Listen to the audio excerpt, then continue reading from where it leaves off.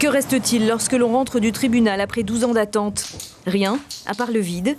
Celui que laisse la perte d'une fille de 32 ans, Moitia, qui a eu la malchance de prendre l'avion d'Air Morea ce jour-là. On ne pourra jamais redevenir comme avant, c'est pas possible. Moi, tous les jours, depuis bientôt 12 ans, je me pose les mêmes questions. Est-ce qu'elle est décédée sur le coup?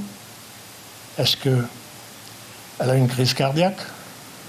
Est-ce qu'elle a souffert? Est-ce qu'elle a vu elle s'est vue mourir? Ou alors elle a été assommée, éjectée de l'avion et puis noyée, puisque les secours sont venus quand même un certain temps après. Donc toutes ces questions, c'est tous les jours, tous les jours, tous les jours. Depuis le 9 août 2007, la peine n'a pas faibli d'une virgule et le sentiment d'injustice non plus. Toutes les familles des victimes sont condamnées à la souffrance à vie. On est en colère parce que Moitia, elle avait toute la vie devant elle. Elle avait une famille. Elle avait beaucoup de projets. Et tout ça, Moitia travaillait au ministère de l'Environnement. Elle avait un mari et 2 enfants. D'ailleurs, elle n'a jamais connu ses neveux et ses nièces. Il y en a 5 en tout.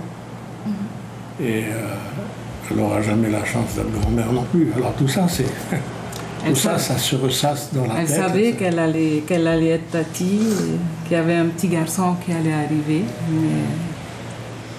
Roland a appris à la radio qu'il y avait eu un accident d'avion à Morea.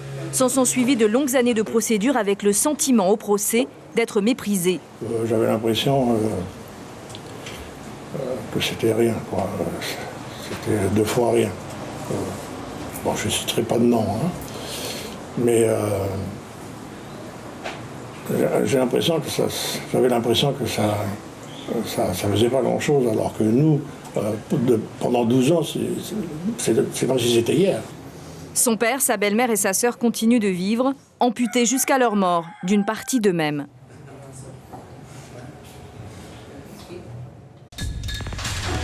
L'information en continu sur Polynésie la première, Internet et réseaux sociaux.